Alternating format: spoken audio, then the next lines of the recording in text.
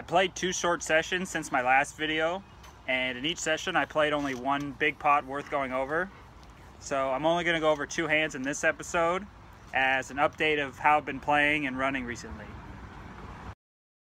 This first hand, I make a standard open with King Jack suited in middle position to 15 and get a caller on the button, as well as the big blind, going 3 ways to a flop. The flop hits me very hard in top pair with a gut shot straight flush draw. The big blind checks, and I was thinking at the table that this is a good hand to protect my checking range. I have such a strong draw that I don't mind if the action checks through, and my made hand in top pair jack kicker is not that strong of a value hand.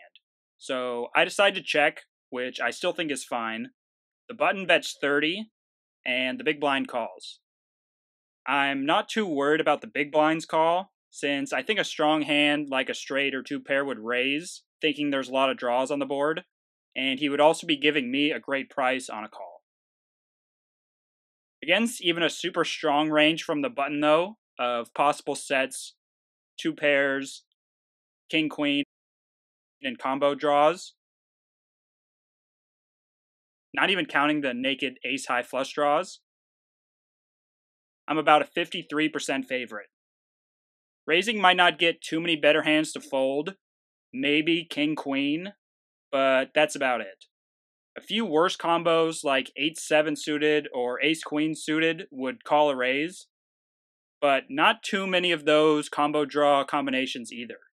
This to me is almost a worst case scenario if I raise and get called of being a 53% favorite, so I still think raising is a considerable option. I could also call here and see a turn card, but I would be out of position against the button, and not being able to dictate the final action for myself makes it much more difficult to play this hand. If I do improve on the turn, it would be hard to get value from worse hands. Hitting a queen would put 4 cards to a straight on board. Hitting a jack gives me 2 pair, but there'd be a different 4 card straight on the board. And hitting a diamond makes it so the main draw hits. If I check with those hands, I would have to rely on the button betting, which I don't think players at this limit are very likely to do as a bluff, especially since they would be betting into 2 people. I would also have too much equity to fold to a turn bet if I didn't improve. So putting this all together, calling would let the button get to totally dictate the action. He would win the maximum if he already had a better hand against me, and I don't hit on the turn, but will still end up calling. And villain would also lose the minimum if he has a better made hand than me, but my draw comes in on the turn because he would check back, making him lose the minimum. With my equity being so high of at least a small favorite, and not thinking I could play turns as profitably being out of position, I decided on raising, letting the button know I'm ready to play for it all right here on the flop. The button thinks for about a minute like he has a tough decision, but decides to shove, and I quickly call after the big blind folds. The button has 10-9 suited for bottom 2 pair, so I am behind at the moment. However, I'm actually almost a 3-2 favorite to win this hand by having so many outs. The turn comes an ace, which doesn't help, but I'm looking for either an ace, king, queen, jack, or diamond, so lots of outs, but I see an ugly little black card. Come on the river. In position, I would have likely called and utilized my positional advantage, but as played, I like my line. It just didn't work out for me this time. I left after busting on that hand and went back on a different day.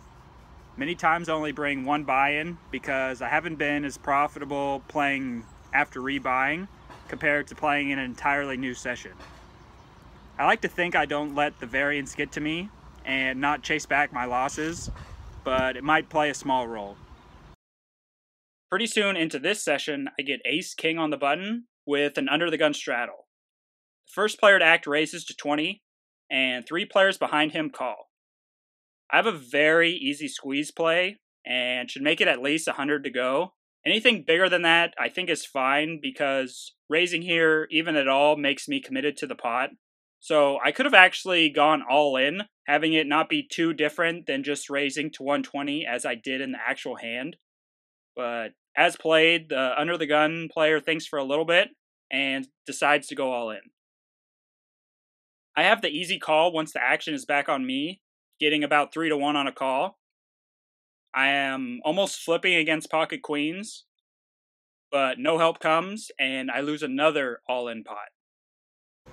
The last 3 sessions have not gone my way at all, losing almost all of my near flips and even some hands where I was a good size favorite. Staying positive, looking to get back at it next time. Hope you enjoyed this episode, and next Friday I'll be switching it up, and I'll try my luck at a different casino.